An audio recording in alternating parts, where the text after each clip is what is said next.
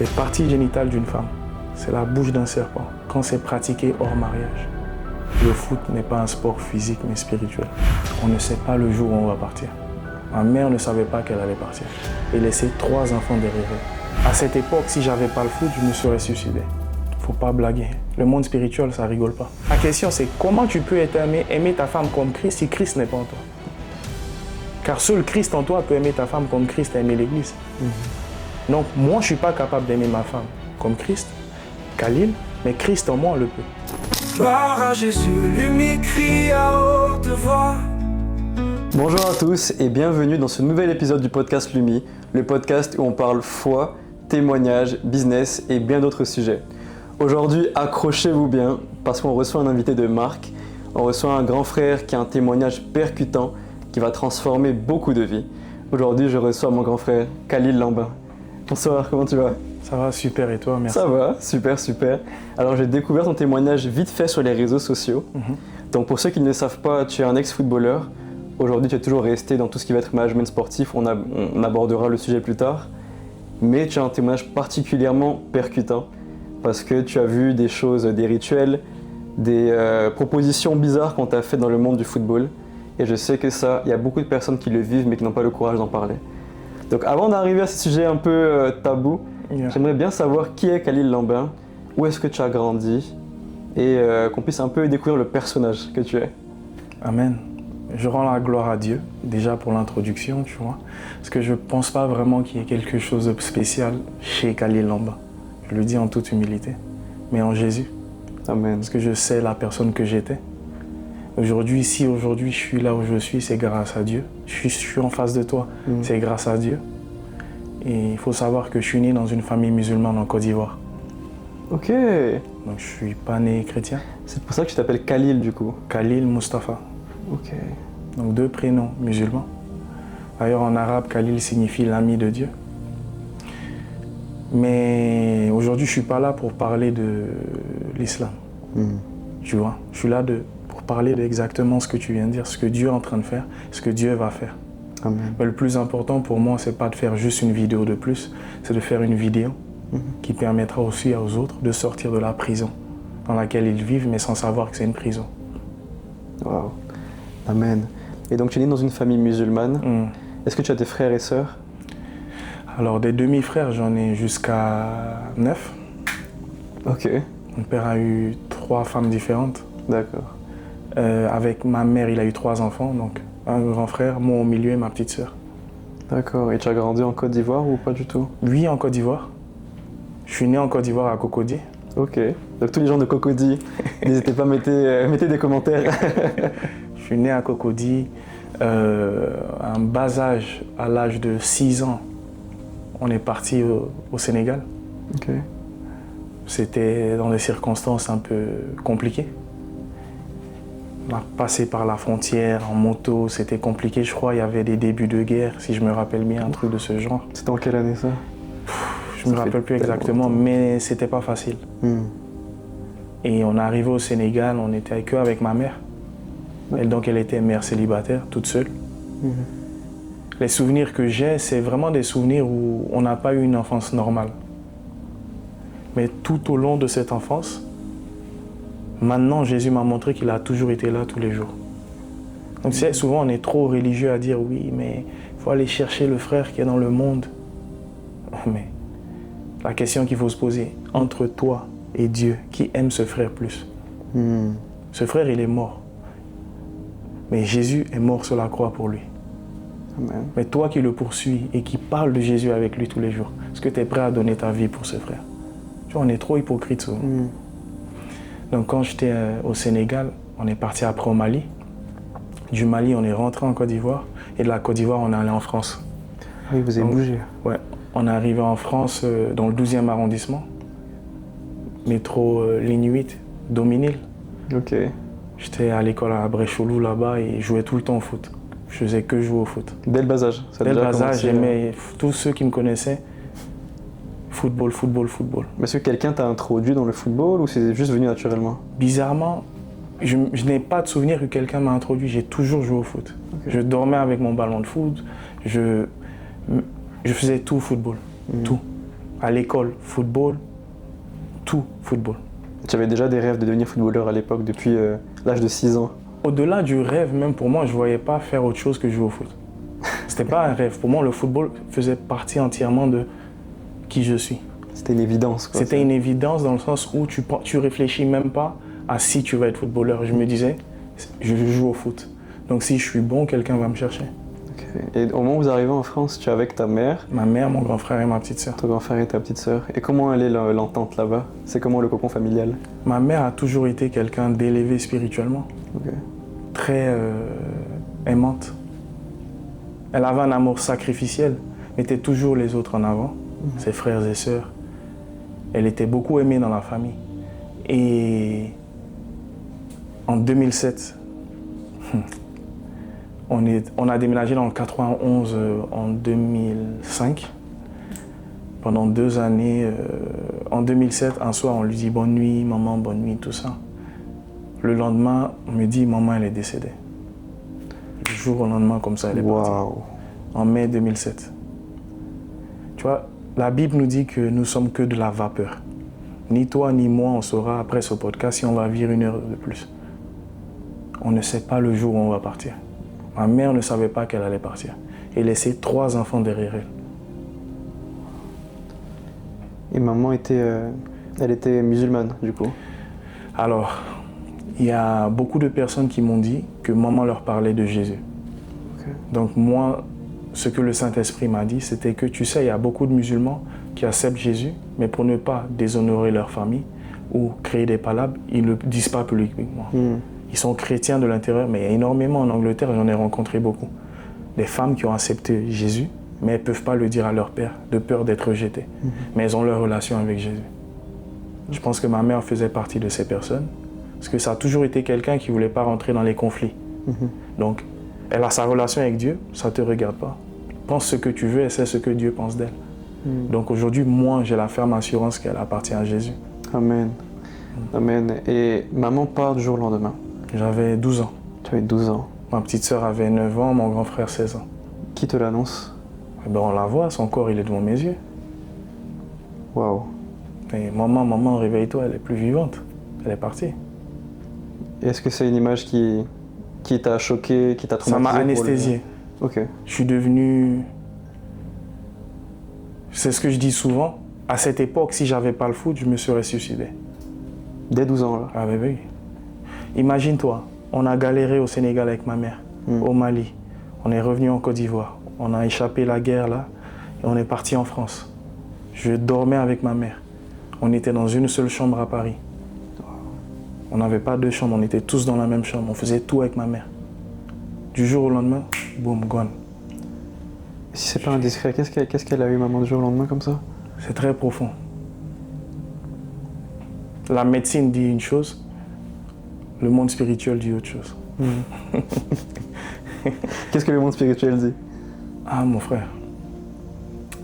Tu sais, on demande la sagesse. Il y a des paroles que tu peux dire, ça apporte la mort ou la vie. Et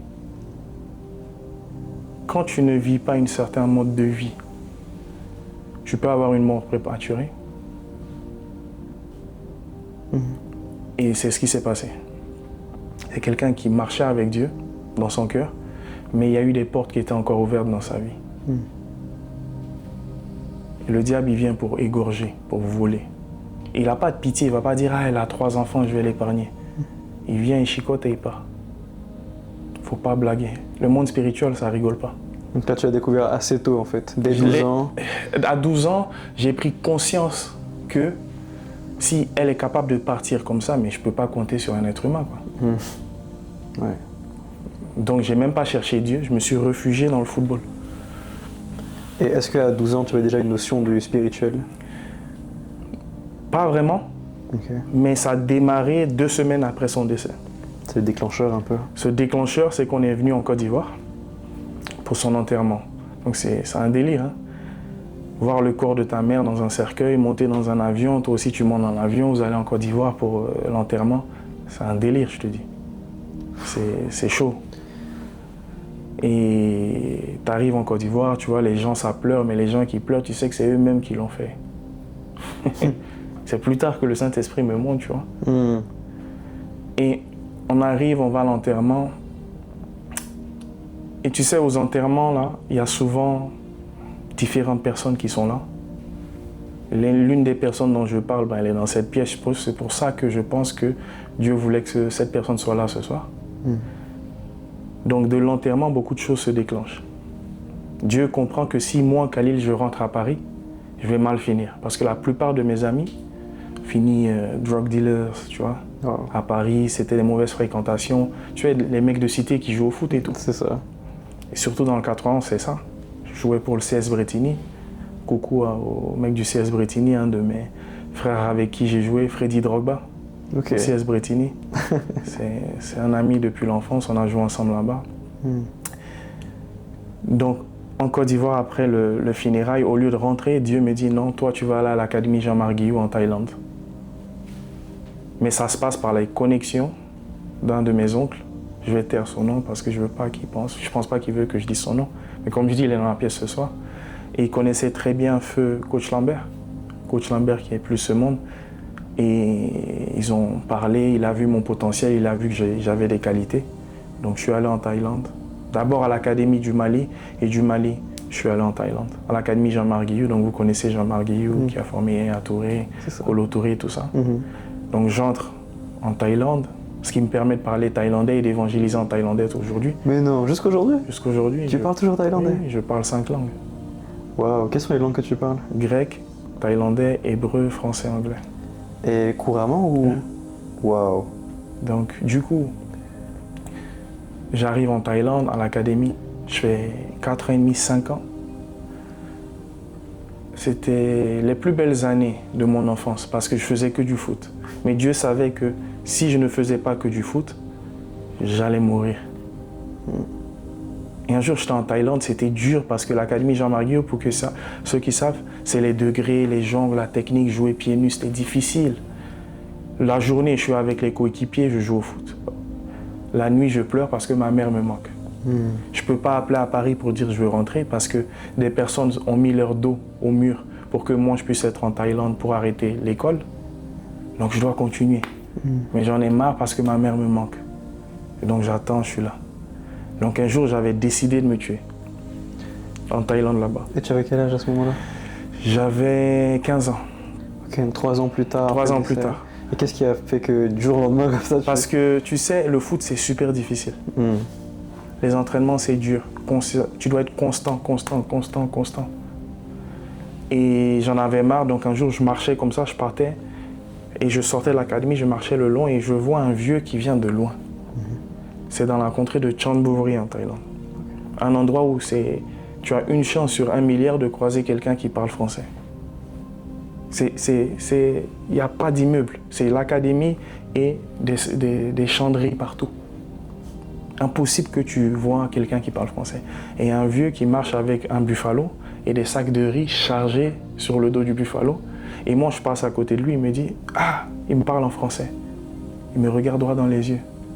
Il dit « N'abandonne pas. » Waouh. En français. C'est un Thaïlandais qui t'a dit ça? N'abandonne pas. Je lui dis, mais comment vous parlez français? Et là, ce qui se passe, quand il me parle maintenant, j'entends thaïlandais. Et il y a eu plein de témoignages plus tard, quand j'ai donné ma vie à Jésus, de personnes qui s'assoient sur le banc avec quelqu'un en Pologne, qui parlent avec la femme en français, mais la femme, elle entend polonais. Dieu peut changer ton oreille pour que quelqu'un te parle dans ta langue, mais c'est lui qui te parle. Je ne sais pas si tu comprends ce que je dis. Incroyable, oui, je comprends. Et c'est ce qui s'est arrivé pour moi en Thaïlande. J'ai entendu français, mais lui, il a parlé thaïlandais.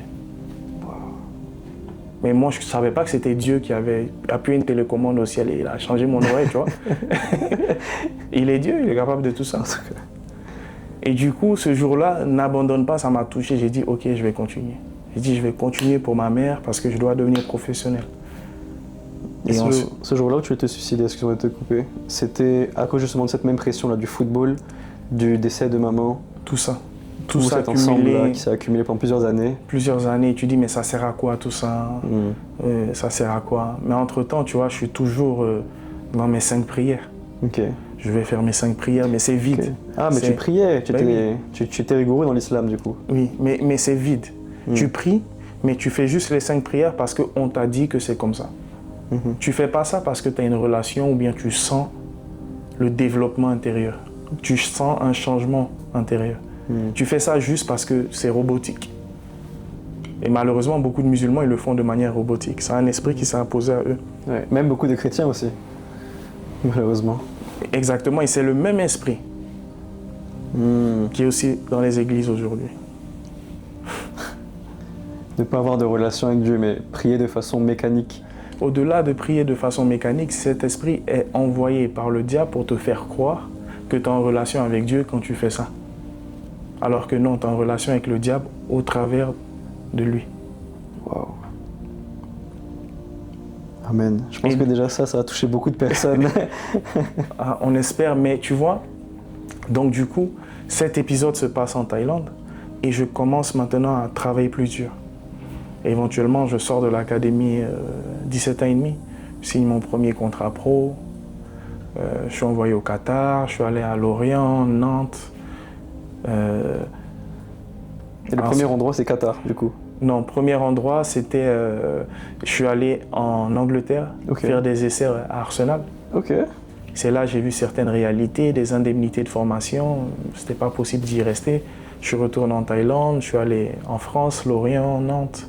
Et ton premier contrat pro que tu as signé? Mon premier contrat pro, c'était en Grèce, en première division. Et tout commence de là-bas.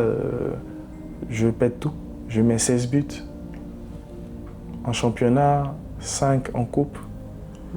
J'ai Everton, Swansea, Sheffield United, Sheffield Wednesday qui veulent m'acheter.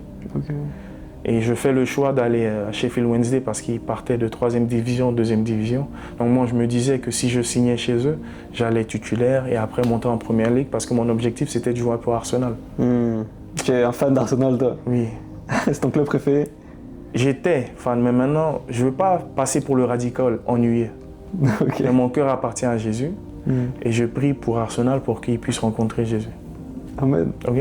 Mais c'est là où j'arrive en Angleterre, dans les pays des Blancs, où je suis confronté à la réalité que le foot n'est pas un sport physique mais spirituel. Ouf. Alors, avant juste d'arriver à cette question-là, je vais te poser la même question que je pose à d'autres invités sur le podcast. Tu cites ton premier contrat pro. Qu'est-ce qu'on te propose concrètement dans le contrat?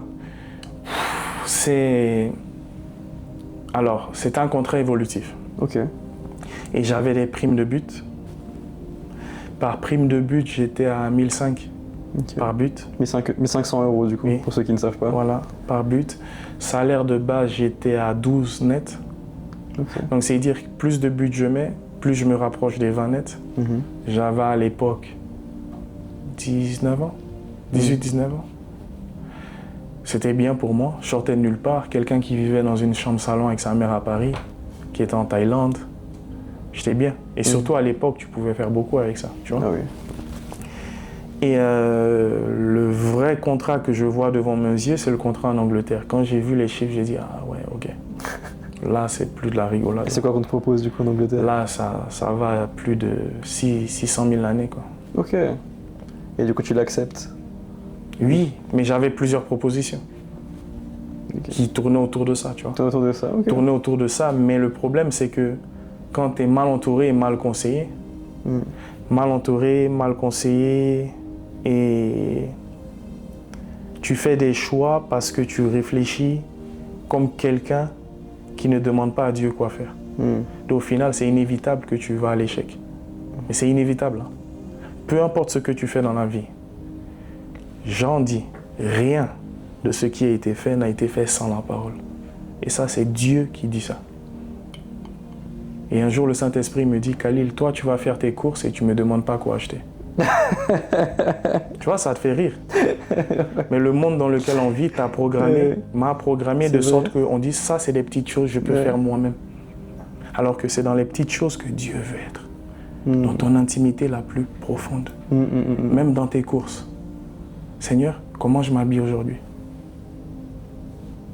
Qu'est-ce que j'achète avec les 100 €? Merci, tu m'as béni avec ça. Je veux acheter des courses. Seigneur, qu'est-ce qu'on mange aujourd'hui? On ne pense pas que Dieu veut faire partie de ton intimité. Parce que le monde t'a programmé de sorte que tu demandes à Dieu, tu viens à Dieu quand tu es content pour lui dire merci ou quand tu es en difficulté. Alors que Dieu, non. Jésus dit, il n'y a rien que le Fils n'a fait de lui-même. Il ne fait que faire ce que le Père lui montre de faire. Rien. Rien de ce qui a été créé n'a été créé sans la parole. Tout ce qui a été fait. Donc si toi et moi, nous sommes des enfants de Dieu, et que moi j'ai choisi de signer dans un club sans Dieu, comment je vais réussir? Ça c'est clair. Mais à l'époque, tu n'étais pas entouré par des personnes? Pas du tout. J'étais encore musulman, j'étais livré à moi-même, j'avais un agent qui était véreux, qui pensait qu'à sa poche. J'avais beaucoup de talent.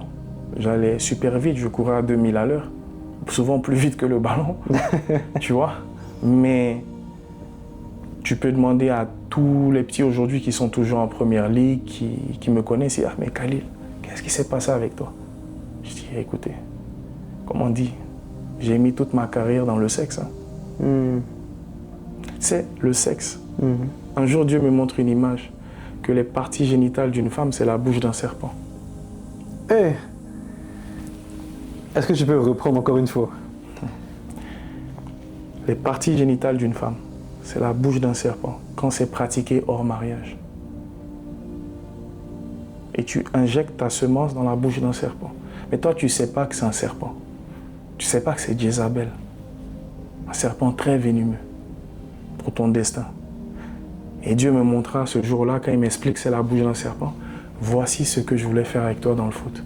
Mais voici tout ce que tu as donné dans le sexe. Donc tu ne peux pas me demander pourquoi. Je t'ai donné, tu as tout donné. Mais par manque de connaissance, vu que tu ne savais pas que le sexe était une porte d'entrée dans ton âme, tu pratiquais ça en disant que tu es roco, tu es dur, tu enchaînes l'ego, comme les jeunes y réfléchissent. Mais ils ne se posent pas la question en se disant, tu es en train de te détruire. Parce que tu es créé à l'image de Dieu et à la ressemblance de Dieu. Et cette période-là de débauche sexuelle, elle intervient à quel moment exactement? Très tôt. Très tôt. Très tôt. Je perds ma virginité, j'avais 14 ans. Ok.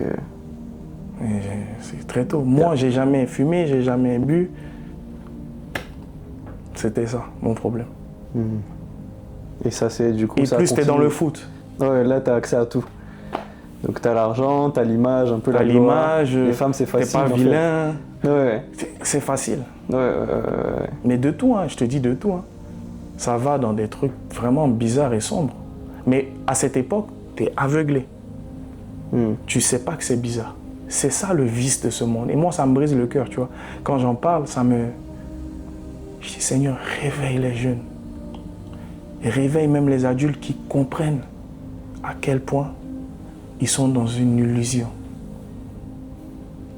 Quand tu dis des choses bizarres et sombres, c'est-à-dire? Choses bizarres et sombres, ça veut dire que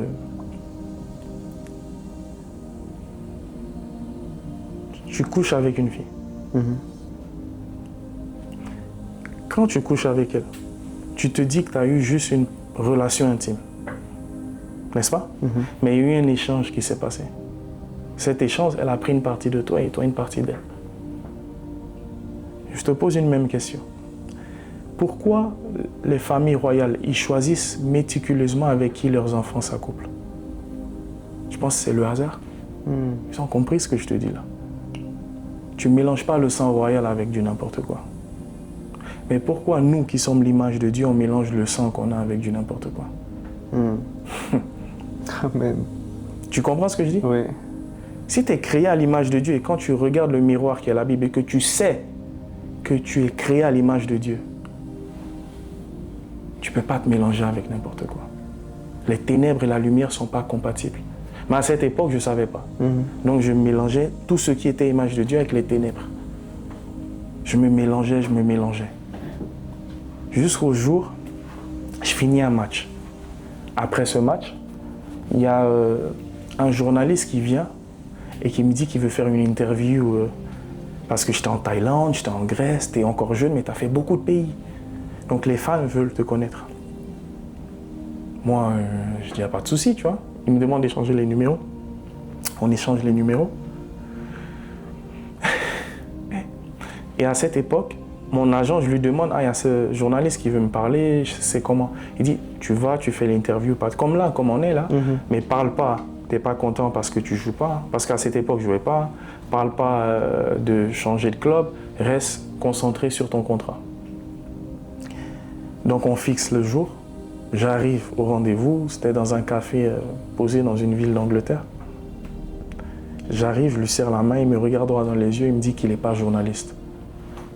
C'est un blanc, c'est pas un noir. Il me dit que lui n'est pas journaliste. Je dis, ouais, mais si vous êtes un agent, un président, je suis pas intéressé, quoi. Il dit non, nous gouvernons ce monde. Et si tu veux faire partir de l'élite, tu dois entrer dans l'élite. Je dis, mais oh. Tu vois, moi, à cette époque, je regardais les vidéos YouTube de temps en temps. Tu vas dire, ah, telle personne a vendu son âme, telle personne a fait ci. Mais pendant que ce mec me parle de ça, qu'est-ce que j'entends? La voix de ma mère. Ma mère était très spirituelle, comme je te disais. Et la personne qui est dans la pièce ce soir avec nous peut te dire ça. Il la connaissait mieux que moi. Moi, je l'ai connue que 12 ans. Lui, il a connu plus de 40 ans. Et elle me dit, tu peux faire tout ce que tu veux, Khalil, mais ne vends jamais ton âme. Ça, j'avais 9 ans. Fast forward, plusieurs années. J'ai ce mec en face de moi, il me dit ça. C'est la voix de ma mère comme un parapluie. Ne vends pas ton âme. Tu parles, ne vends pas ton âme. Plus il me parle, plus j'entends, ne vends pas ton âme. Donc, pour les mamans parfois qui se disent que ouais, mais je parle à mon enfant, il ne m'écoute pas. Ou le père qui dit je parle à mon enfant, il n'écoute pas. N'oublie pas une chose. Tu es créé à l'image de Dieu. Ta parole est une semence. Je pense que quand ils font les publicités dans la télé, là, tu penses que c'est le hasard? Ils plantent une graine dans ton subconscient. En tant que parent, tu es censé semer des graines dans ton enfant. C'est ce que ma mère a fait.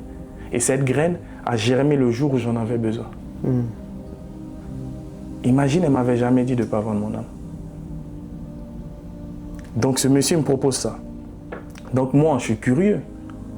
J'entends, ne vends pas ton âme dans mon esprit, mais je dis, mais qu'est-ce que je dois faire pour entrer dans l'élite? Il me regarde droit dans les yeux, il a dit, ça n'a rien de physique, tout est spirituel dans ce monde. Wow. Je te répète, c'est pas un marabout, c'est un blanc. Si c'était un noir, j'allais dire, ok, c'est normal, j'ai rien contre les renois. On a l'habitude de ça, j'ai grandi dans ça, tu vois. Mais là, un blanc, je dis, mais oh, c'est Harry Potter ou quoi, tu vois? Je dis, mais c'est quoi ce délire-là? C'est quoi en plus, ça? en Angleterre. Thank you, tu vois? Ouais. Et quand il me dit ça, il me dit, si tu es prêt et qu'on a ton feu vert, je te donnerai la localité. Tu viens, une voiture viendra te chercher et on t'initiera. Je dis, ok, mais avant d'arriver à là, qu'est-ce que je dois faire? Il dit, il y a plusieurs fonctions, plusieurs manières d'entrer. Tu peux te donner toi-même, mais ta durée de vie sera limitée. Tu vas avoir une carrière longue, 10 ans, 15 ans, mais tu vas mourir à 45 ans. Ne croyez pas que les artistes vous voyez mourir bêtement. Là.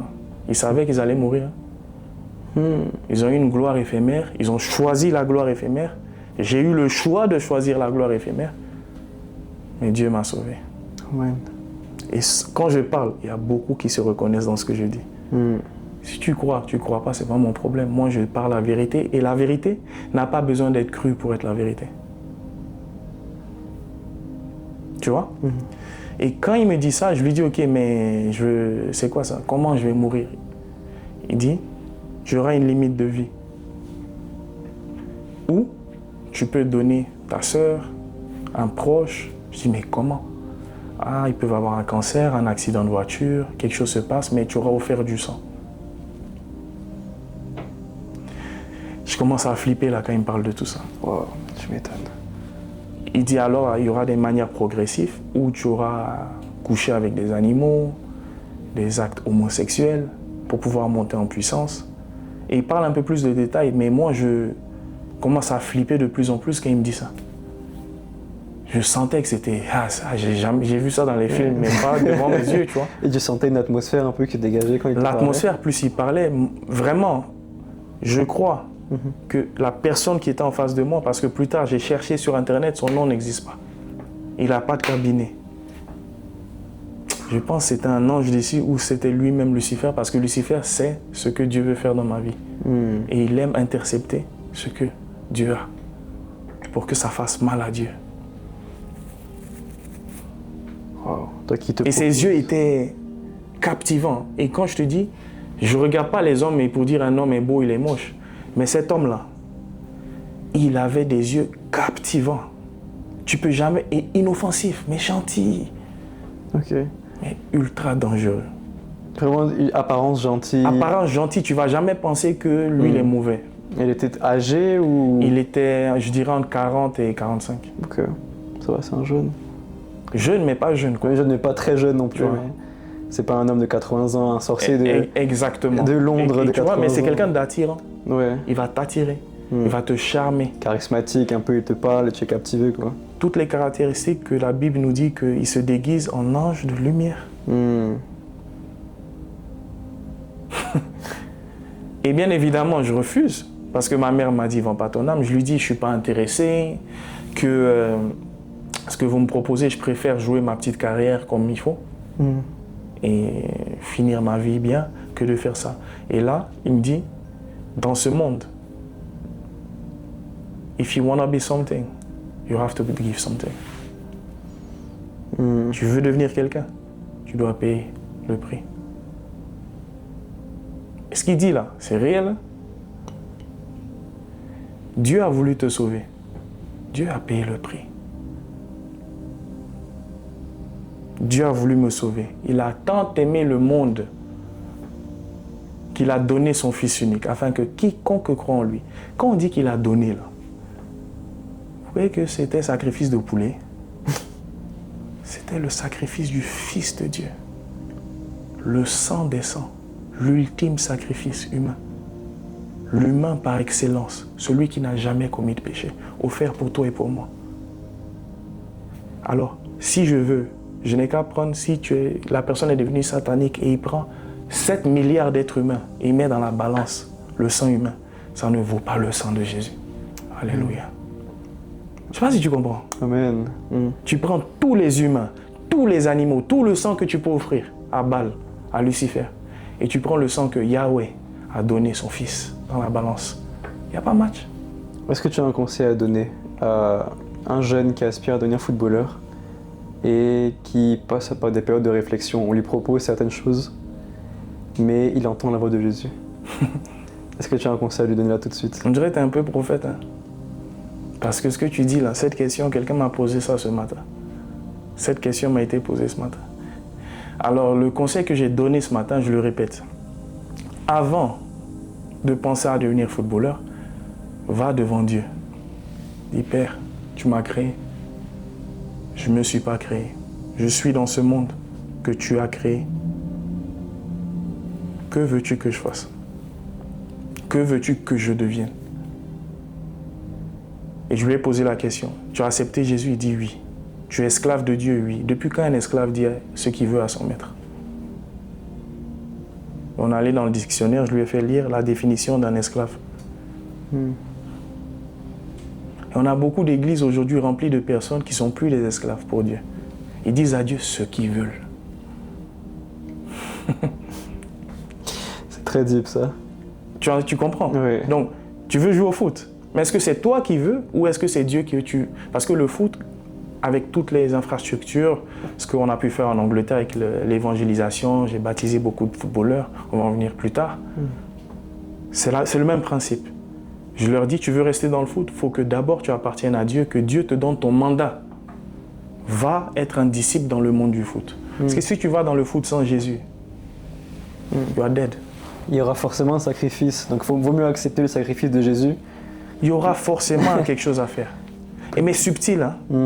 Un badge, Manchester United, sur leur maillot, ils disent qu'ils sont les Reds Devils. Tu penses que c'est le hasard?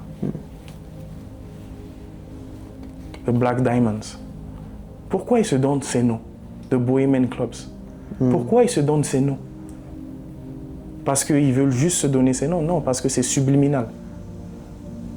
Et je te disais, en dehors des caméras, ce qui me tue, c'est que le chrétien ne croit pas ça. Mais ils croient au sacrifice de Jésus. C'est de la stupidité, désolé.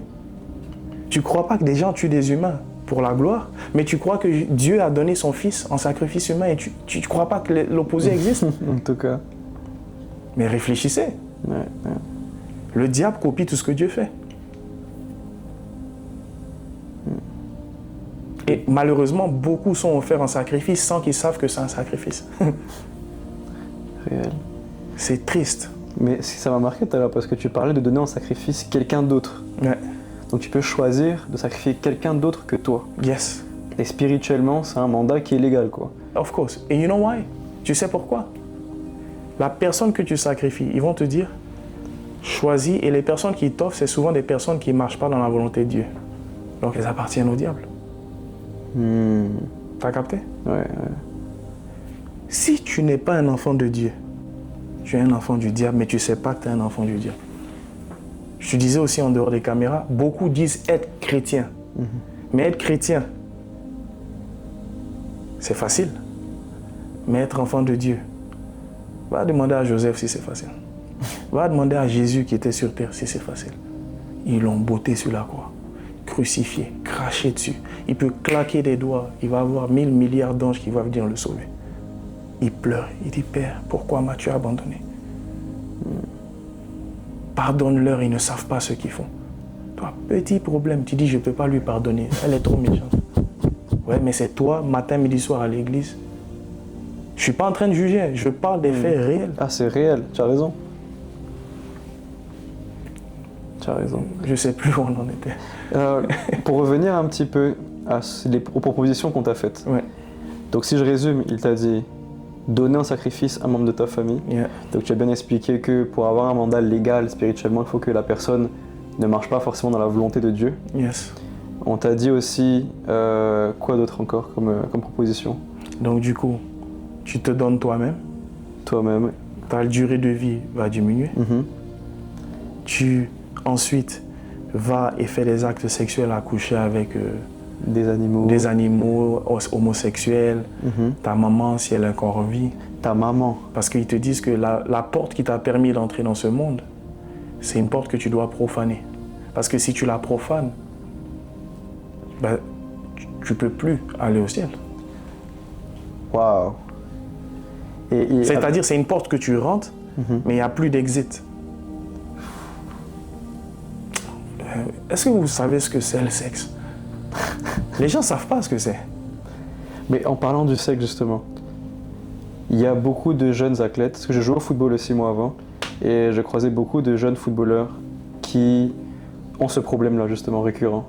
C'est toujours le même problème. Yes. Parce qu'en général, les athlètes ont quand même une hygiène de vie qui est correcte. Yes. Donc alcool, drogue, cigarettes, etc.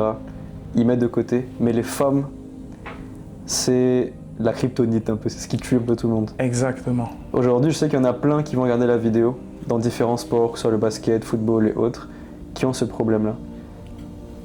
S'ils arrêtent le sexe, est-ce que tu penses que la main de Dieu peut les pousser plus loin dans leur carrière?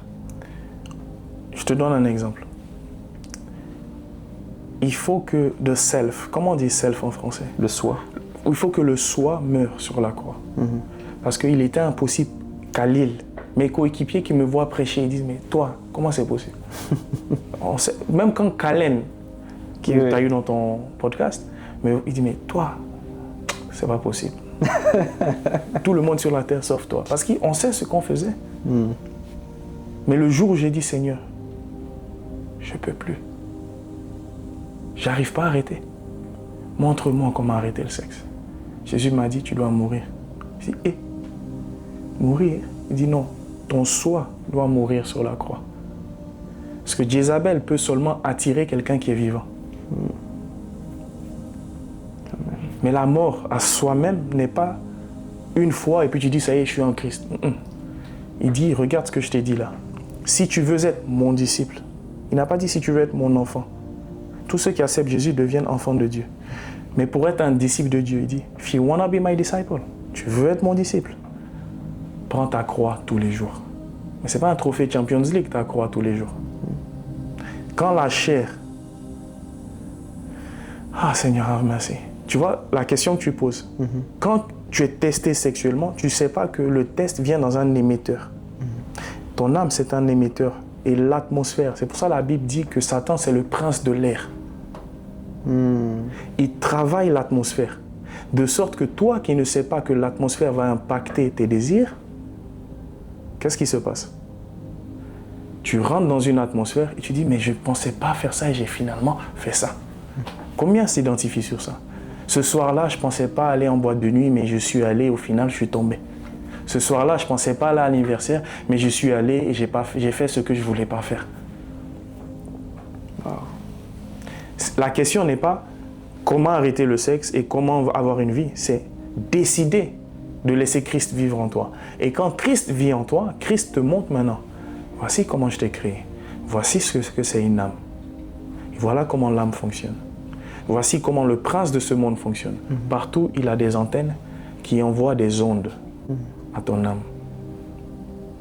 Et le monde du sport, du foot, c'est une antenne. C'est pour ça que si toi qui es footballeur, tu veux jouer au foot, mais que tu n'as pas la maîtrise du Saint-Esprit qui habite en toi pour contrôler ton âme, tu rentres dans le foot, mais l'atmosphère du foot va te manger. Je ne sais pas si tu comprends ce que je dis. Je comprends tout à fait. J'espère que je n'essaie pas d'aller trop profond. Non, c'est parfait. J'essaie d'expliquer simplement. C'est parfait. Mais ce que je suis en train de dire, c'est des choses réelles. Il est impossible pour toi ou pour moi d'arrêter de pécher. Dans la chair, c'est impossible. Tu dois traiter durement ta chair tous les jours en crucifiant ta chair tous les jours. Parce que tous les jours, tu auras des épreuves. Pour ça que Paul dit que la vie, c'est un marathon. J'ai un frère qui me contactait il y a un temps de cela. Et il se plaignait parce que ça fait plus de 4 mois, lui et sa femme n'ont pas couché ensemble. Ça allait dans 6 mois, ça allait dans 8 mois. Mais je lui dis, mais mon frère, pourquoi tu te plains? Est-ce que Jésus, il a déjà mon goût? Tu n'as pas dit que tu es chrétien? Il me dit, ah, on est mariés. Je dis, mais le problème que tu as, ta femme, c'est une télécommande. Je lui dis, quel genre de prière tu fais? Est-ce que tu as déjà dit, Seigneur, révèle-moi, sonde-moi? Il dit, ah, c'est ma prière préférée. Je dis, est-ce que tu sais, c'est la prière la plus dangereuse? Tu demandes à Dieu de te sonder. Donc Dieu appuie sur la télécommande qui est ta femme pour te montrer comment ton cœur pense au sexe. Tu comprends? Donc Dieu utilise ta femme pour te mettre dans une situation, pour te montrer ta faiblesse. Vu que tu dis sonde-moi, montre-moi ce que je dois changer. Change ça. Élève-toi, sors de la chair et vis la vie de l'esprit. Et quand tu vas vivre la vie de l'esprit, ta femme va s'ouvrir à toi au lit.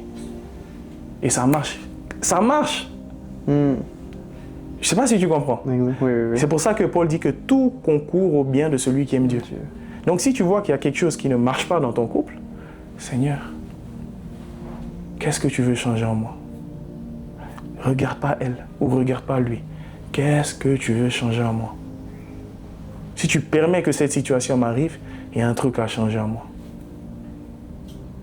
Si mes yeux de la chair perçoivent cette situation comme un mal, qu'est-ce que tu veux changer en moi? Si je galère encore avec l'immoralité sexuelle et que tu fais que tu tombes, c'est pourquoi? Parce que celui qui est le prince de l'air sait que c'est ça ta faiblesse. Donc il va faire de sorte que l'atmosphère qui est travaillée plus t'influencer et il est invincible dans ce cas-là. Mais là où il est tout perdant, c'est quand tu laisses Alléluia, le Fils du Très-Haut, vivre en toi. Et que tous les matins tu dis Christ, Khalil, mais Jésus vit. Amen. Là. Mais le sexe va t'attirer comment? Le sexe te voit et fuit. Parce que le sexe vient et dit, le Christ dit, Satan vient vers moi, mais il n'y a rien en moi pour lui. Mais si toi, il vient vers toi et le sexe est là, il va te donner le sexe. Est-ce que tu penses que l'atmosphère peut être créée par des personnes? Mais bien sûr. Je pense à quelqu'un qui regarde au podcast et qui est mal entouré. Exactement. Tu touches à un point parfait. Les mauvaises mœurs corrompent les bonnes mœurs. Comment ça corrompt? Comment les mauvaises compagnies vont te corrompre? Toi, tu marches avec Dieu, tu essayes de faire ton mieux. Le diable n'est pas content. Il va faire quoi? Il va envoyer ta meilleure amie qui est dans le monde. Te parler. Mais ce que tu ne sais pas, les paroles qui sortent de sa bouche, Seigneur, miséricorde, ont péri par faute de connaissance. Tout parole qui sort de ta bouche se colle sur le mur et ça travaille l'atmosphère. Donc si tous les matins tu te réveilles, tu dis victoire, résurrection, je suis sauvé, tu proclames de la positivité. Tu crées une atmosphère où le démon ne peut pas rentrer chez toi. Mais si tu es négatif, il y a une étude récemment qui a été faite que l'être humain, c'est des scientifiques, c'est pas biblique, mais c'est des scientifiques qui disent que l'être humain ne pense pas mais il reçoit les pensées. Toi, tu penses que tu penses, mais tu reçois des pensées. Exemple biblique maintenant. Pierre, tous les disciples sont là. Jésus sort d'un mouvement où on lui dit que lui, il chasse les démons par Bézébul et les disciples sont là, ils disent le cœur est mort. Imagine-toi qu'on est autour de Jésus, tu vois. Ouais. Et tout le monde dit que Jésus qu'on suit là, il chasse par les démons. C'est un charlatan. Non, on doute. Jésus se tourne vers nous. Il dit Cédric, Khalil, qui dites-vous que je suis? Nous tous, on est bobos parce qu'on doute. Pierre, de nulle part, il reçoit. Tu es le Fils de Dieu. Jésus le regarde. Cette parole ne vient pas de loi. Car ni la chair, ni le sang peuvent te le révéler. Mais c'est mon Père qui est dans les cieux qui t'a donné ça.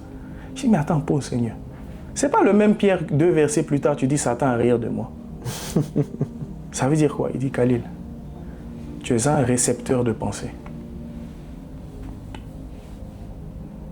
Si tu ne travailles pas le récepteur, tu vas recevoir des deux, le diable et Dieu.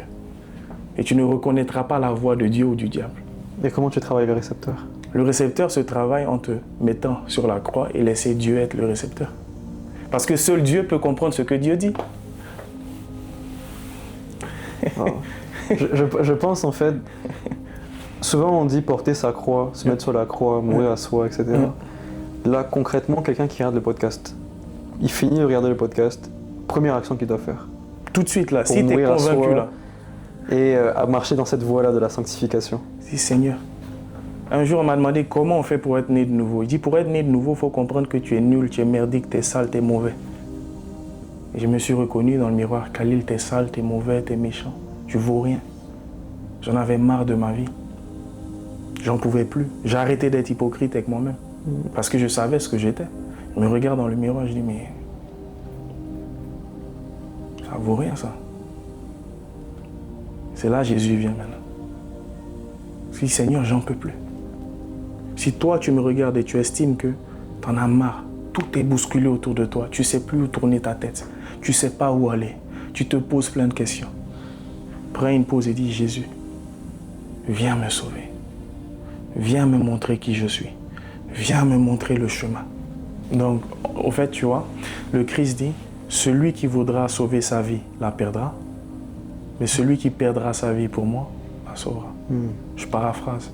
Mais en gros, ce qu'il essaye d'exprimer ici, c'est que pour que tu puisses sauver ta vie, tu dois accepter de la perdre. Et pour pouvoir accepter de perdre ta vie, c'est de prendre conscience qu'une vie sans Jésus ne vaut rien. Rien. Tu peux avoir 100 milliards d'euros dans ton compte. Tu peux être le président des États-Unis.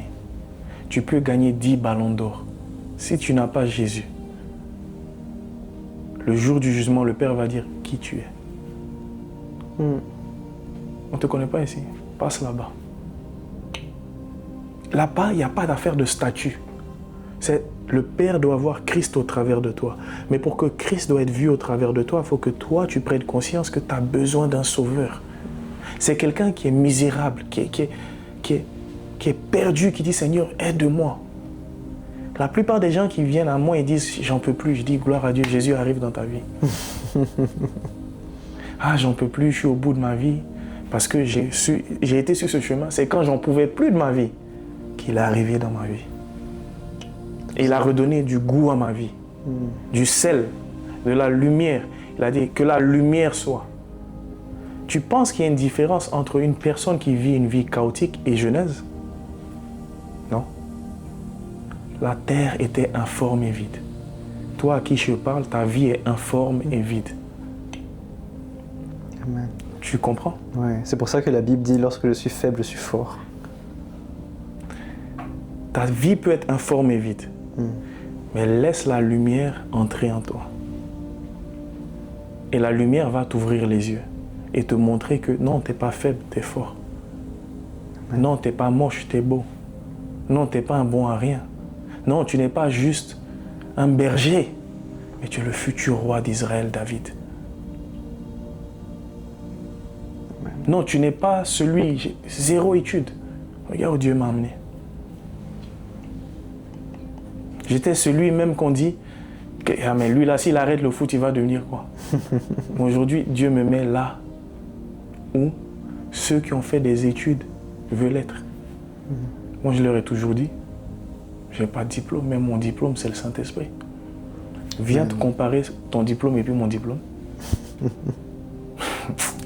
Mon diplôme, c'est celui qui a créé les planètes. Le créateur du ciel et de la terre. Celui qui est le créateur de toutes choses. S'il vit en moi et que je le laisse vivre en moi, quelle porte qu'il ouvre qu'un homme peut fermer? Quelle? Amen. Tu as choisi le sacrifice de Jésus au final. Et au final, au lieu de vendre mon âme, plusieurs années se passent et ma carrière fait ça. Ouf. Et quand ma carrière fait ça, moi, je comprends que c'est parce que je n'ai pas offert quelque chose.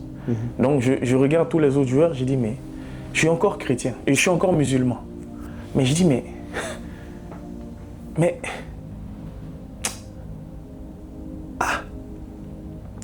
comment je vais faire pour jouer à Arsenal? Parce que je sais ce qu'il m'a proposé. Comment je vais faire pour être le capitaine de la Côte d'Ivoire? Comment? Et je ne voyais pas d'issue de secours. Je finis, je vais en Belgique, je joue dans plein de pays. En Israël, à Dubaï, partout, Qatar. Ah oui. J'ai voyagé. C'est tout ça qui m'a permis de parler plusieurs langues. Mais je ne savais pas au fait que Dieu, il était en train de faire PlayStation dans ma vie. Même que je n'étais pas encore en Christ. Hein? Il m'envoyait ici pour apprendre la langue.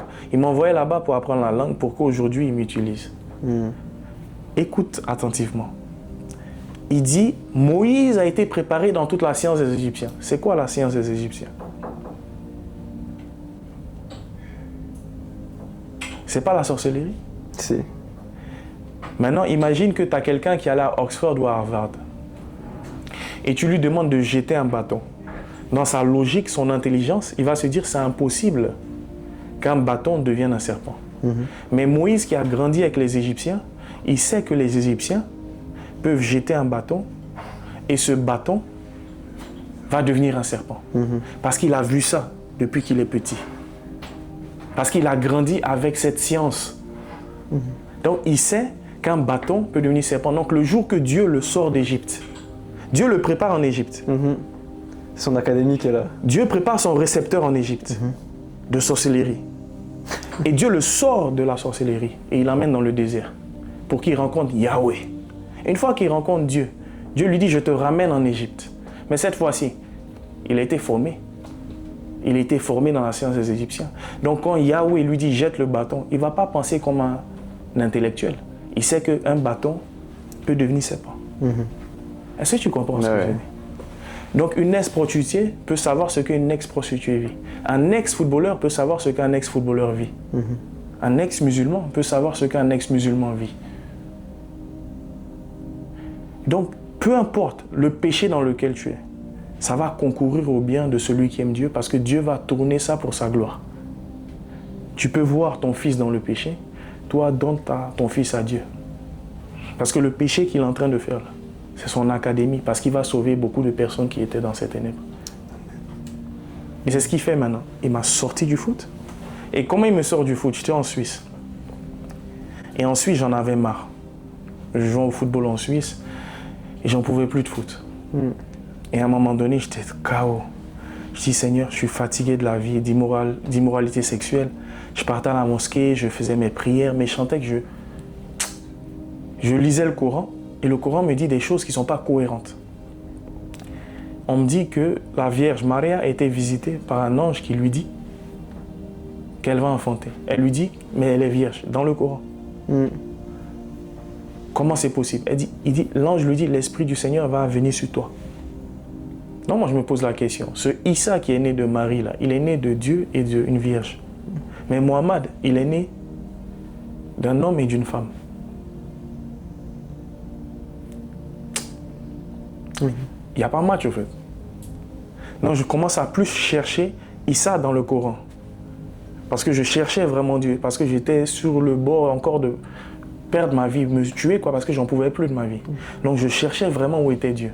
Je cherchais Dieu parce que je voyais qu'on m'avait offert de vendre mon âme, de faire des rituels pour avoir la gloire de ce monde. Je disais, mais si eux, ils peuvent donner la gloire de ce monde, c'est qu'il y a un Dieu, mais il est où? Parce que quand tu tapes sur Internet, on dit religion, il y a plus de 3000 religions. Mais il y a un Dieu et puis il y a un diable. On peut pas tous avoir raison. On ne peut pas tous avoir raison. Ouais. Ok? C'est-à-dire que Issa là, c'est qui? Dans le Coran, c'est aussi écrit que tous sont pécheurs. Mais un seul n'a jamais commis de péché, c'est Issa. Il est né pur. Et le Coran te dit aussi que seul Allah ne peut pas pécher. Le Coran te dit que Issa est Dieu. Mais comme les musulmans, va chercher un musulman autour de toi. Il n'y a pas beaucoup qui lisent le Coran ou qui ont lu le Coran.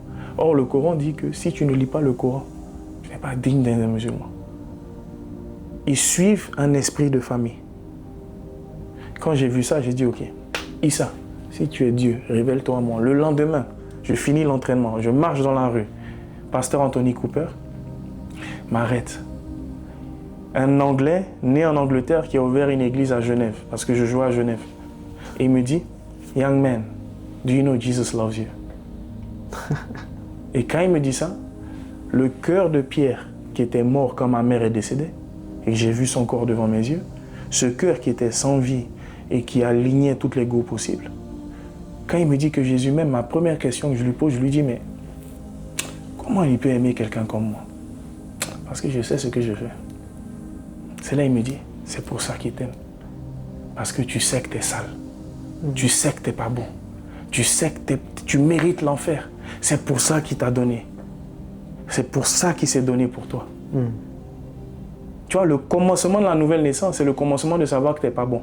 Il y a certains jeunes qui disent, je vais attendre d'être bien pour aller à l'église. Mon frère, il est venu sauver tout le monde par la grâce. Donc à ce moment-là, quand il me dit ça, tous les jours après l'entraînement, j'allais à l'église. Et il pompe la Bible dans moi. Il me pompe des versets. On lit la Bible, j'avais soif. On parle de Dieu, on parle de Dieu, on parle de Dieu, on parle de Dieu, on parle de Dieu. Jusqu'au jour où je lui dis, écoute, 2016 en août, je veux me faire baptiser. Cette fois-ci, ça y est, je donne ma vie à Jésus. Wow. Et c'est comme ça que je me fais baptiser. Et depuis lors, Dieu me dit maintenant, arrête le foot. Dès que je me fais baptiser. J'oublie cet épisode. Le jour de mon baptême, il y a une action physique qui se passe. Les gens de l'église ont vu. C'était dans le lac de Genève. Okay. Le moment où il me met dans l'eau, et je sors de l'eau, il y a un oiseau qui tombe et meurt. Wow. Physiquement. Il est tombé par terre, il est mort. Beau. Juste à côté là. Non, genre, tu vois le lac, t'es déjà là à Genève? Ouais. On est descendu, tu vois, il y a les barrières là comme ça, et souvent les oiseaux ils sont dessus là. Un de ces oiseaux il est tombé mort. Il était là mort. Le Saint-Esprit me disait, ça c'est l'ancien Khalil, j'ai une nouvelle créature. Tout ce que tu as pu faire dans le passé, tout ce que les gens ont vu que tu as fait, ça n'existe plus. Il me donne un verset qui dit, je t'ai pardonné, c'est oublié. Mon Dieu, j'ai effacé tes péchés de ma mémoire, je ne me souviendrai plus de ce que tu as fait. Voici mon alliance avec toi. Et je commence à marcher. Et là, il me dit d'arrêter le foot. Direct. Il dit, tu dois arrêter le foot. Je dis, mais si j'arrête le foot, j'ai joué qu'au foot. Je n'ai pas de diplôme. J'ai tout fait foot. Je fais quoi? Il me dit, le foot, c'est ton Isaac. Et on a tous des Isaac dans nos cœurs. Je t'aime, tu m'aimes. Mais le foot a plus de place dans ton cœur que moi, j'ai dans ton cœur. Et je suis un Dieu qui est jaloux. Il me dit, tu vois, tous les humains que tu vois dehors, ils ont tous un Isaac. Mais ils le cachent. Ils ne veulent pas me donner cette place. Et si tu veux avoir une destinée impactante, vivre l'appel que j'ai dans ta vie, tu dois donner le plus gros sacrifice. Donc, effet contraire. L'élite m'a demandé de donner quelque chose pour être dans l'élite. Mais si tu veux être dans l'élite de Dieu, tu dois donner ton Isaac. Abraham, aujourd'hui on parle de Abraham. Tu penses que s'il n'avait pas donné et accepté de donner Isaac, il sera Abraham? Of course, non. Dieu l'a testé pour que Dieu puisse voir au-dedans de son cœur qu'il est prêt à tout donner pour Dieu. Wow. Et Donc, tout démarre de là. tout démarre de là. Tout démarre de là, la marche et tout ce que tu vois là. Ouais. Donc, on te propose différentes options sataniques. Tu refuses. Est-ce que tu en parles à tes coéquipiers? Est-ce que tu parles à des amis? J'en parle, mais ils disent t'es fou quoi. Que ça y est, lui il est fou. Parce que. Et ça me blessait. Et je me disais, mais pourquoi ils disent que je suis fou? Ça me jugeait, t'es fou, que ça n'existe pas ça, tu vois. Je disais, mais au fait, le diable, la Bible dit que l'œuvre de la croix est une folie pour les gens de ce monde. Ok? Mais la plus grande ruse du diable, c'est de faire croire qu'il n'existe pas. Et donc tu en parles aux gens, les gens te prennent pour un fou. Est-ce que tu as déjà rencontré un des footballeurs dans ton entourage qui est passé par ces étapes? Oui, oh yes, of course.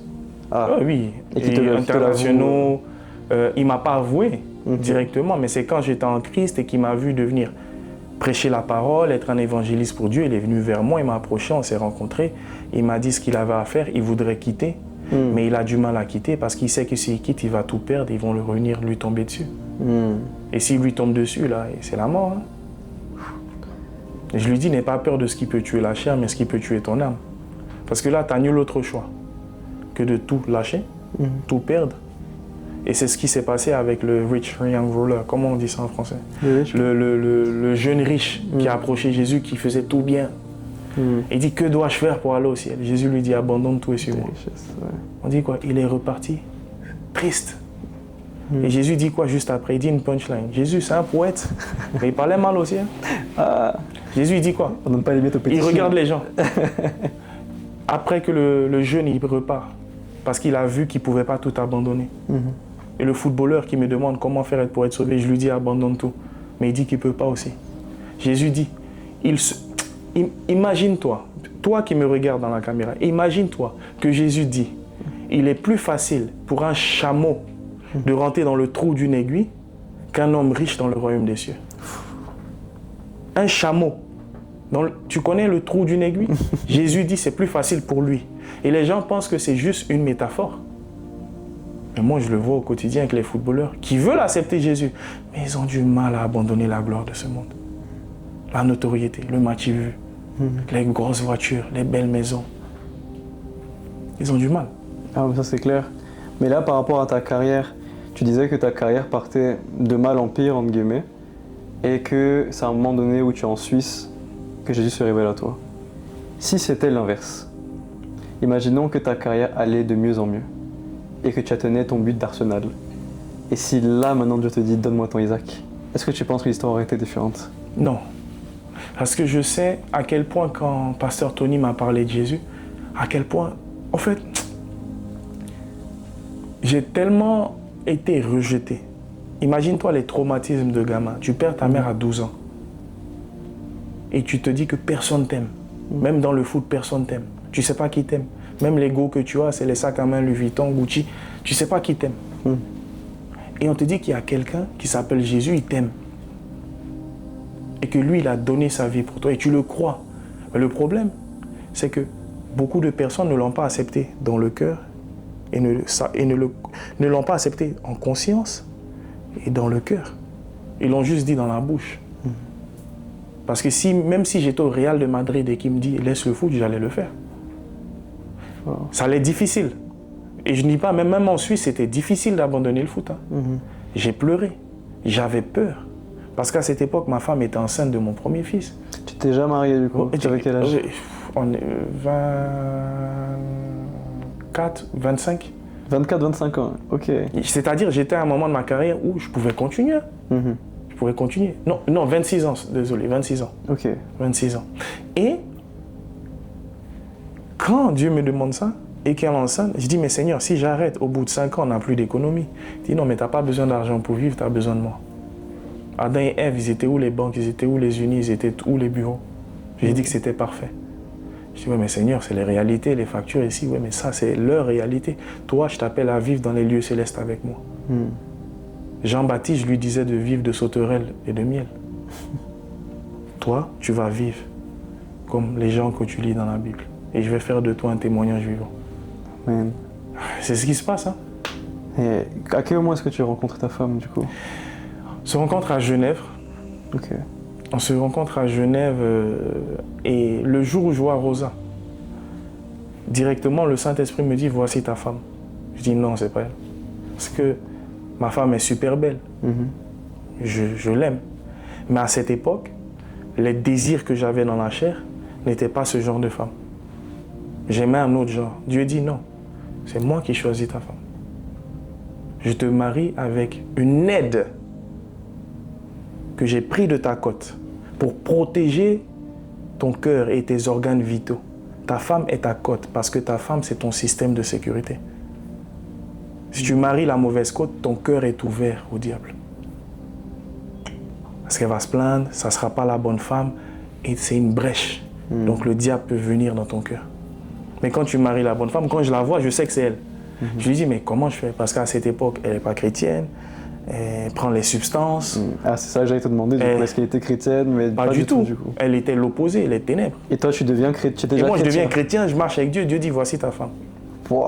Je lui dis, mais non. On m'a dit, ma femme, c'est dans l'église. Mais non. Dieu dit, je vais t'utiliser pour sauver sa vie. Et une fois qu'elle sera sauvée, elle deviendra l'aide dont tu as besoin. Et je peux te dire, si je suis là ce soir et si j'ai pu faire certaines choses dans ma vie, ceux qui sont dans la pièce et qui connaissent ma femme, ils savent comment elle est dure, elle est acier. Je vais me plaindre chez Dieu, ah, elle est comme ci, elle est comme ça, mais c'est la femme qu'il me faut pour devenir l'homme de Dieu que je dois devenir. Amen. Parce que ma femme, c'est mon aide. Mon aide. Et vous vous mariez, vous avez 26 ans. Ouais. Mais au moment où vous vous mariez, elle n'est pas encore chrétienne? Qu'est-ce qui se passe? Bon, on a un cheminement, elle s'est fait baptiser. Et avant le mariage? Ouais. Ok. Elle s'est fait baptiser. On a commencé à cheminer ensemble. On s'est mariés en février 2018. Et dans ce cheminement-là, on observe que Dieu est clairement en train de la changer. Mais comme Dieu la change, Dieu me change. Et plus elle change, plus moi je crois que Dieu est vivant. Parce que je sais de là où elle vient. Je sais de où je viens aussi. Donc, le fer aiguise le fer. Et on est là. Au lieu de se rapprocher comme ça, on a fait ça. On se rapproche de Dieu. Et plus on se rapproche de Dieu, plus on se rapproche l'un de l'autre. Donc aujourd'hui, tout n'est pas parfait, bien évidemment. Mais j'ai compris et j'ai pris plus de distance en me disant, en fait, les choses que ta femme peut te plaindre, Khalil, ce sont des choses que tu dois changer. Parce qu'elle est ton aide à ressembler à Dieu. Les périodes de temps où il n'y a pas de relation, au lieu de te plaindre, élève-toi en esprit. Et la plupart des hommes tombent dans le piège. Se plaindre, ouais, mais elle est comme ci, elle n'est pas comme ça, elle n'est pas comme ça. Au lieu de se dire, mais Seigneur, si elle est comme ça, qu'est-ce que je dois changer? Parce que Christ dit, Marie, aimez vos femmes comme Christ a aimé l'Église. Toi, tu as déjà vu Christ se plaindre de toi? S'il fait ça là, ah, mon frère, il nous aime. Oui. Et c'est à cause de cet amour que la femme est soumise. L'Église, alors moi je suis soumis, toi tu es soumis parce que Christ t'aime. Mais comment ta femme va être soumise si tu ne l'aimes pas? Ça, je pense que c'est une parole importante pour quelqu'un qui écoute. Mais la question c'est comment tu peux aimer ta femme comme Christ si Christ n'est pas en toi? Car seul Christ en toi peut aimer ta femme comme Christ a aimé l'Église. Donc moi je ne suis pas capable d'aimer ma femme comme Christ, Khalil, mais Christ en moi le peut. Parce que si Khalil le fait, Khalil va voir les erreurs de la chair, l'ego va agir. Je ne sais pas si tu comprends. On parle de beaucoup de choses, on va dans tous les sens. Non, là, mais c'est intéressant. Je sais que ça parle à beaucoup de personnes en fait. Okay. Je vais te demander d'ailleurs, mais comment est-ce que tu conseillerais à quelqu'un de... Comment dire ça? Quels sont tes conseils pour que quelqu'un trouve la bonne femme? Déjà, c'est de comprendre qu'il ne peut pas trouver la bonne femme, que Dieu a une femme déjà pour lui. C'est ça la question. Quand Abraham cherchait une femme pour son fils, est-ce que c'est son fils qui a choisi ou son père qui a choisi pour lui? Son père a choisi pour lui. Quand Jésus a cherché une femme pour Khalil, est-ce que c'est Khalil qui a choisi ou c'est Jésus qui m'a donné? C'est Jésus qui m'a donné. Toi-même, quand tu as choisi ta fiancée, c'est Dieu qui te l'a montré. Tu comprends? C'est dire que la question, c'est pas choisir la bonne femme. C'est Seigneur, qui est celle? Déjà, avant même à qui est celle, est-ce que tu veux que je sois marié? Ça, c'est la première étape. Peut-être que Dieu veut que tu sois comme Paul. et que tu passes pas au mariage et que tu vis une vie de disciple sans mariage. Et s'il veut que tu sois marié, alors la deuxième question c'est Père, où est ma Ève? Dans quel pays? J'ai un frère que j'ai rencontré à Oxford. Dieu lui a dit, ta Ève est à Madrid. Il quitte Oxford, il s'en va, il rencontre sa Ève là-bas. Et ils sont mariés aujourd'hui. Ils ont 2 enfants. J'ai dit, ouais, Jésus, tu es fort. Mais quand tu manques de connaissances, tu choisis ta Ève toi-même. Mais après, tu viens te plaindre, ça finit en divorce. Jésus te regarde, mais qui t'a dit c'est ta femme? Mais plus profond, aux yeux de Dieu, c'est quoi le mariage? Je te pose cette question si je peux me permettre. Je sais pas. Je préfère que tu répondes. Aux yeux de Dieu, quand tu regardes les textes bibliques et collés avec les traditions qu'on peut voir même jusqu'aujourd'hui, dans la tradition juive, c'est quand il y a le sang sur le drap que le mariage est consumé. Chez les Arabes, pareil. Je dis, mais Seigneur, pourquoi nous, dans le monde, on a autant banalisé le sexe? Il dit, ben, c'est la stratégie du diable. Et le Saint-Esprit m'emmène dans la Genèse. Et quand Dieu il a marié Adam et Ève, parce que c'est Dieu qui a célébré leur mariage. Maintenant, je pose des questions aux gens dans les podcasts qui écoutent. Où était la mairie quand Adam et Ève se sont fait marier par le Dieu? Nulle part. Où était le pasteur? Nulle part. Où étaient les invités? Nulle part. Où était la robe de mariée? Nulle part. Ils étaient nus. Ils n'avaient rien à se cacher. Nus. Pas de cachotterie. Ils étaient nus, pas devant eux-mêmes, devant Dieu. Et la Bible ajoute, ils étaient nus et ils n'en avaient point honte.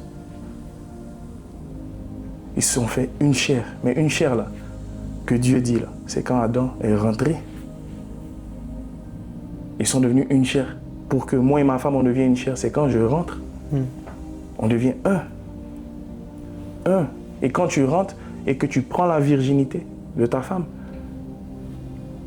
l'homme rentre, la femme reçoit et ça forme une croix et le sang coule. C'est un sacrifice. Et ce sacrifice devant Dieu, les anges, les démons, tu déclares, voici ma femme. La question, combien de femmes tu as sans savoir que tu es marié? Combien de maris as-tu? Et tu penses que tu n'étais pas marié, c'était que du sexe. Et tu rentres dans le mariage, déjà marié, avec d'autres personnes qui sont à New York, aux États-Unis, à Abidjan. Et tu arrives dans le mariage avec plus de 200 femmes spirituellement parlant. Et tu essayes de te dire, mais comment tu vas comprendre, comment ta femme va te comprendre? Vous êtes tous les deux déjà perdus parce que vous manquez de connaissances. Donc du coup, ça se passe bien pendant 2 ans à un moment donné. Et je parle à quelqu'un, ça va parler à quelqu'un. La routine s'installe, il n'y a plus de relations sexuelles, la personne trompe, l'autre trompe. Mais ce qu'ils oublient, c'est qu'ils n'ont pas fait une cure d'âme. Ils n'ont pas divorcé tous les esprits avec lesquels ils se sont accouplés. Pour dire, Seigneur, maintenant, je veux devenir un avec cette femme. Je me repens de tous les autres mariages que j'ai consommés sans ta volonté. Parce que Dieu m'a montré un jour, toutes les filles que tu as touchées, Khalil, ce sont tous mes enfants que tu as pris sans mon consentement. Tu les as toutes mariées. Mais tu ne savais pas que c'était ça le mariage. Parce que le sexe, c'est ce qui tamponne le mariage. C'est ce qui fait que toi et ta femme, vous êtes mariés et femmes. Et aujourd'hui, le diable a banalisé ça. Parce que le sexe, ça devient une connexion d'âme. Vous devenez une chair. C'est pour ça que Jésus dit, l'homme qui s'accouple avec une prostituée, il est fou. Lui et elle deviennent une seule chair. Tu vas à l'église, mais comme tu as couché avec la prostituée à Dubaï, ce qu'elle fait à Dubaï impacte ta vie. Donc, elle a une porte d'entrée à Dubaï sans que toi, tu saches. Mais comme ton pasteur, les yeux sont fermés, il ne sait pas ça lui-même, il te laisse venir. Et ce qui l'intéresse, c'est tes dîmes et ses offrandes. Ce n'est pas que ton âme prospère. Parce que s'il te donne ce secret, tu vas prospérer dans ton âme. Et tu n'auras plus besoin de ce berger humain. Parce que le berger ultime, je dis souvent, qui de nous peut être un bon berger si ce n'est Jésus? Moi, je suis un chien de berger. J'aboie, tout ce que je dis là, j'aboie. Et je les emmène au berger. Je mords les brebis de temps en temps. Allez, au berger. Parce que je suis le chien du berger. Je suis l'esclave du berger, le bon berger. Est-ce que tu comprends? Oui. Donc, faites attention au sexe. Parce que le sexe, c'est ce qui est le mariage dans le monde spirituel. Pourquoi? il demanda de coucher avec ta maman si tu veux la gloire. Pourquoi la plupart des rituels que vous voyez dans les loges, le sexe y est? Pourquoi Samson a perdu quand il a couché? Réveillez-vous, hein? Le sexe, c'est pas juste un acte, c'est un mariage, c'est une union, c'est une alliance. Car le mariage, c'est une alliance. Et qu'est-ce qui permet le divorce dans certaines conditions? Quand il y a eu adultère, parce qu'il y a eu séparation. Donc Dieu permet le divorce. Et même Dieu n'est pas pour ça. Tu comprends? Et aujourd'hui, du coup, tu as des enfants, si je comprends. 3 enfants. 3 enfants. Combien de garçons, de filles? 2 garçons et une fille au milieu. Là, garçon, fille, garçon. Ok. Et aujourd'hui, papa, du coup, si je comprends bien ton histoire, papa était un peu absent. Ouais. Donc maman et papa sont séparés assez tôt, ou qu'est-ce qui s'est passé? Ils n'ont jamais été mariés. Ils n'ont jamais été mariés, du coup. Donc il y a une séparation quand même assez tôt avec papa. Je ne sais pas Aujourd'hui, si je peux appeler ça une séparation. Tu sais, les parents africains, ils te disent pas... Tu les vois même, je me dis, mais comment je suis né au fait? Tu te demandes... Souvent, je réfléchis à ça, je dis, mais attends, tu vois pas d'intimité, mais ça y est, ils ont 10 enfants. Ah, ils font comment? Tu vois? c'est vrai, en plus. Tu vois ce que je veux C'est dire? vrai. Surtout dans notre coutume africaine, tu dis, mais ah non, les vieux, ils sont dangereux. Il est assis comme ça, mais il allume. Tu vois? Il y a trop de pudeur, alors que c'était des ninjas. Exactement, exactement. Et aujourd'hui, Ouais. comment est ta relation avec tes enfants? Alors, ma relation avec mes enfants, En tant c'est que comme papa, toi. dans les psaumes, Dieu dit, moi, tout ce que je dis, je ramène la Bible. Les psaumes disent que les enfants sont une lance dans la main du guerrier. Je dis, mais pourquoi tu parles en poésie des enfants comme ça? Il dit, tu es une lance, il est une lance. Vous êtes une lance. Si tes parents t'aiguisent bien, Jésus va t'utiliser. Mais s'ils t'aiguisent mal, tu vas être comme les dictateurs là. Une lance dans la main du diable ou une lance dans la main de Dieu. Parce qu'aujourd'hui, Dieu m'utilise comme une lance et ça perce les cœurs. La parole de Dieu perce les cœurs. Parce que j'ai été bien aiguisé. Donc mon rôle aujourd'hui, c'est d'aiguiser mes enfants. Parce que ce n'est pas mes enfants, mais ils sont en prêt et ce sont les enfants de Dieu. Et Dieu me demandera, qu'as-tu fait de ton fils, de ta fille et de ton fils? Leur as-tu appris mes principes? Le rôle de père, c'est de juste montrer à mes enfants Jésus. Et que le plus tôt possible, ils puissent connaître Jésus. Mais pas en forçant Jésus sur eux comme un esprit. Je te donne un exemple. Mon fils avait fait des bêtises récemment et il a une Nintendo Switch. Donc je lui ai dit, je confisque. J'ai confisqué longtemps, à peu près 3 semaines comme ça. Et il était triste parce qu'il aime jouer à... Comment le jeu là, ça s'appelle là? Minecraft. À Minecraft, ok. Il aime jouer à ça et ça l'a fait mal. Donc je lui ai fait asseoir, j'ai lu ce que c'est la grâce. Je dis, tu as fait beaucoup de bêtises, tu ne mérites pas, mais je te redonne ça. Je te redonne ça par la grâce. Au lieu d'imposer un prêt, je lui ai appris par un principe. Il ne mérite pas d'avoir la Switch, mais je lui donne par grâce. Donc ça plante en lui, et je peux rejouer parce que papa m'a donné grâce.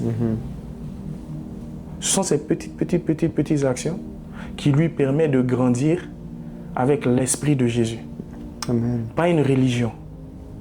Pas dire viens à l'église parce que papa on va à l'église. Pour moi c'est un plaisir parce qu'à chaque...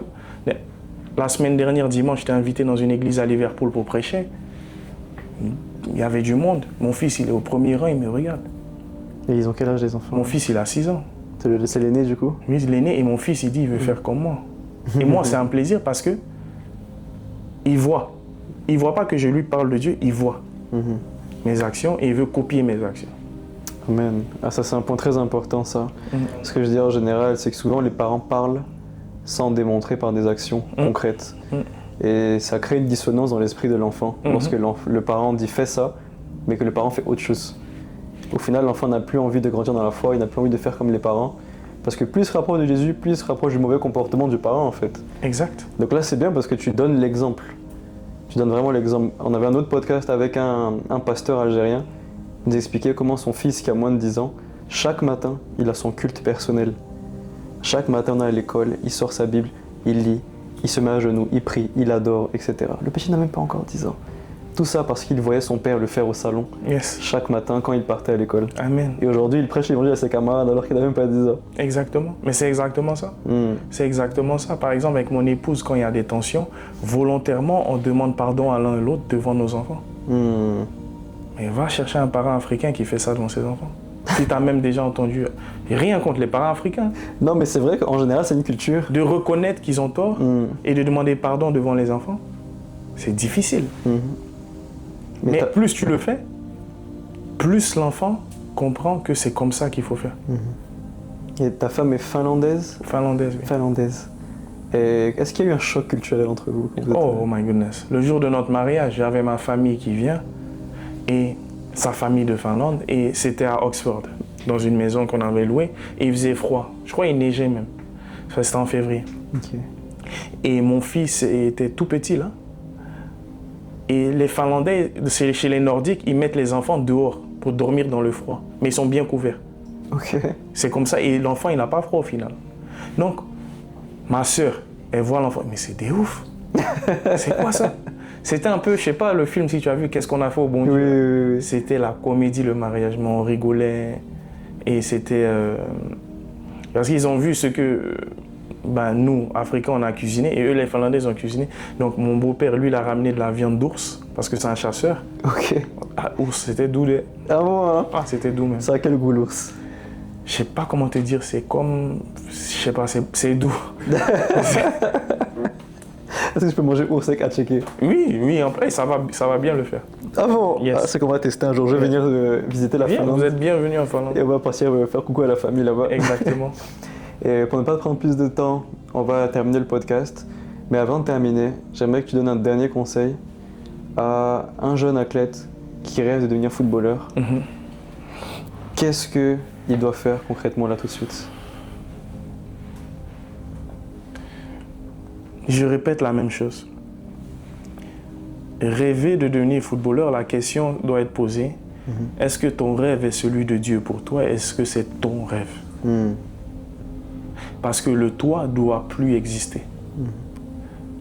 Le premier problème qu'on rencontre, c'est que le moi doit mourir. Et ça doit être lui, Jésus. Donc, je ne veux pas mal conseiller quelqu'un en disant Dieu va réaliser tes rêves. Non. Dieu va réaliser ses rêves qu'il a pour toi, au travers de toi. C'est très différent de Dieu réaliser mes rêves. Parce qu'aujourd'hui, les rêves que Dieu réalise au travers de moi, qui sont ses rêves, mais moi, c'est un rêve que je vis au final. Là où Dieu me positionne aujourd'hui, ce que Dieu me donne, là on déménage en Finlande, toutes ces choses, je vis un rêve. Mais j'ai jamais rêvé de ça. Mais c'est lui qui m'a donné ça. Mais je vis ce rêve. Donc je te donne le conseil de laisser Dieu te montrer comme à Jérémie. Dis, avant que je te forme dans le ventre de ta mère, je te connaissais.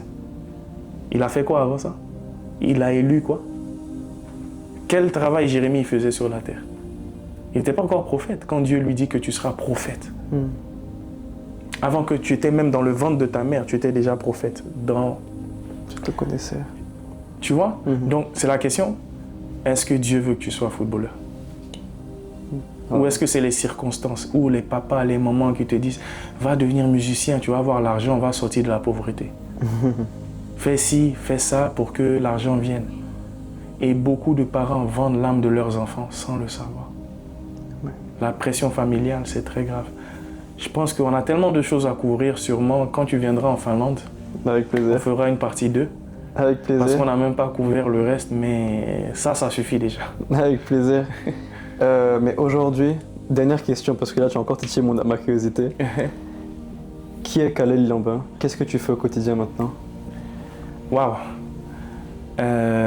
Jusqu'à présent, j'étais un évangéliste dans le monde du football. Je gagnais des âmes dans le monde du football. J'étais invité de conférence en conférence, d'église en église en Angleterre, Kenya, aux États-Unis, Canada, voyager le monde pour prêcher Dieu, c'est un rêve. Et pendant ces voyages-là, je rencontre une personne qui est président de club, qui me dit que la position de directeur sportif a été vacante, la personne directeur sportif a quitté, et il me demande si je peux le remplacer. C'est un top club. Et aujourd'hui, je dis, mais si le jour Dieu me demande d'arrêter le foot, il m'avait dit c'était comme ça allait être, j'allais arrêter direct. Mais vu que je n'étais pas au courant que ça allait être ainsi, aujourd'hui, c'est ce que je fais. Dieu me ramène dans le foot. Après avoir m'a fait sortir du foot, Dieu me ramène dans le foot dans une position d'autorité où je peux ramener le maximum de personnes à lui. Amen. Donc au moment où tu arrêtes le football et jusqu'à maintenant, comment tu travaillais? Qu'est-ce que tu faisais? Ce que je faisais, j'ai été à NHS, j'ai travaillé en tant qu'assistant infirmier. Parce que c'est ce travail que Dieu m'a demandé de faire, c'était pour casser l'ego, voir les malades, voir des personnes mourantes à l'hôpital, voir la réalité de la vie, ce que le péché fait, car le salaire du péché, c'est la mort. Et toutes ces réalités m'ont permis de réaliser que Dieu est vivant. Mais tout au long de cela, c'était 3 années de préparation. Et après ces 3 années où j'arrête le foot, 36 mois, le Covid commence. Et pendant le Covid, c'est là le ministère avec les footballeurs démarre. Et depuis là, je n'ai fait que ça. Vivre par la foi, c'est les gens qui nous aident. Parfois, on se dit, mais comment on va manger? Boum, Dieu envoie. Tu dois voyager, tu dois aller là-bas. Comment j'achète le billet? Quelqu'un m'achète le billet. Jusque-là, on est juste le fruit de la grâce. Et aujourd'hui, il me donne une position où j'ai des portes énormes qui s'ouvrent à moi. Et je veux juste encourager quelqu'un de dire que moi, aujourd'hui, ce que je fais, je sais que c'est pas Khalil qui l'a fait, mais c'est ce que Dieu avait écrit pour moi. Mais pour que je puisse entrer dans ce que Dieu avait écrit pour moi, il fallait que je meure. Amen. Alors, je pense que c'est une bonne façon de terminer le podcast. Comme on a la coutume de le demander sur le podcast, est-ce que tu peux prier pour ceux qui regardent le podcast? Yes. Je viens au nom de Jésus. Je nous recouvre dans le sang de Jésus. Je viens honorer le nom qui est au-dessus de tous les noms, au travers de ce podcast. Je prie que ces paroles, je prie que ce message, ce témoignage puisse être vivant, apporter la vie dans les cœurs brisés, apporter de l'espoir dans les corps désespérés, apporter de la lumière là où il y a les ténèbres. Père, je décrète et déclare au nom puissant de Jésus, toi qui écoutas ce podcast tout en entier, que ta vie ne soit plus jamais la même. Que la grâce que Dieu m'a donnée puisse descendre sur toi. Que l'abondance que Dieu m'a donnée puisse descendre sur toi. Que l'amour que Dieu m'a donné pour lui puisse descendre pour moi, sur toi. Car je ne suis pas capable d'aimer Dieu, mais c'est Dieu qui me montre comment l'aimer. Je te prie, Jésus, que celui qui entend cette prière puisse être transformé ce soir. Que celui qui en a marre de sa vie puisse donner sa vie au pied de la croix et dire, Jésus, me voici tel que je suis, pécheur que je suis. Et je prie que les mensonges de l'ennemi tout de suite soient arrêtés et que Dieu te dise, pendant que tu étais encore même pécheur, Christ est mort pour toi. Qu'il n'y a rien que tu aies pu faire. Aucun péché qui peut t'empêcher d'aller au ciel si tu as accepté Jésus. Donc ce soir, je t'invite à accepter Jésus dans ta vie. Je prie que tu fasses la prière du salut. Tu dis, Jésus, me voici. Je t'accepte comme Seigneur et Sauveur. Prends-moi tel que je suis. Montre-moi ce que je dois expérimenter. Montre-moi ma mission. Montre-moi mon mandat. Et je prie que toi qui regardes la vidéo, tu reçois ton mandat. Et le mandat que tu reçois, tu puisses être élevé dans les lieux célestes avec Christ pour dominer depuis la nation où tu écoutes ce podcast. Et que là où tu domines, ce n'est pas toi, mais Christ en toi. Et que tous ceux qui sont dans ta communauté ne voient pas toi, mais ils voient Christ en toi. Et que tous ceux qui écouteront ce podcast ne voient pas Khalil, mais ils voient Christ en moi. Qui dit, venez à moi, vous tous qui êtes chargés. Venez à moi, vous tous qui êtes désespérés. Et je vais vous donner du repos. J'ai prié dans le nom puissant de Jésus. Amen. Amen. Amen, amen. Merci encore pour la confiance. Merci pour ta présence dans ce podcast. On a beaucoup été touchés. J'espère qu'on se reverra bientôt du coup pour une partie 2. En Finlande, hein? En Finlande, avec La plaisir. neige, le froid, moi, je sais pas combien vous êtes bienvenus. Ça va changer d'Abidjan en tout cas. Ça fera plaisir même de filmer au stade et tout. Vous êtes les bienvenus. Merci beaucoup en tout cas. Je te dis à très bientôt. Merci à vous d'avoir regardé la vidéo. N'hésitez pas à liker, à commenter, à vous abonner, à partager autour de vous. Je sais que cette vidéo peut faire beaucoup de bien à beaucoup de personnes. Donc si vous voulez changer la vie de personnes, n'hésitez pas à partager cette vidéo à ces personnes-là. Bonne soirée à vous et à très vite. Gloire à Jésus, lui crie à haute voix. Tous ensemble en harmonie.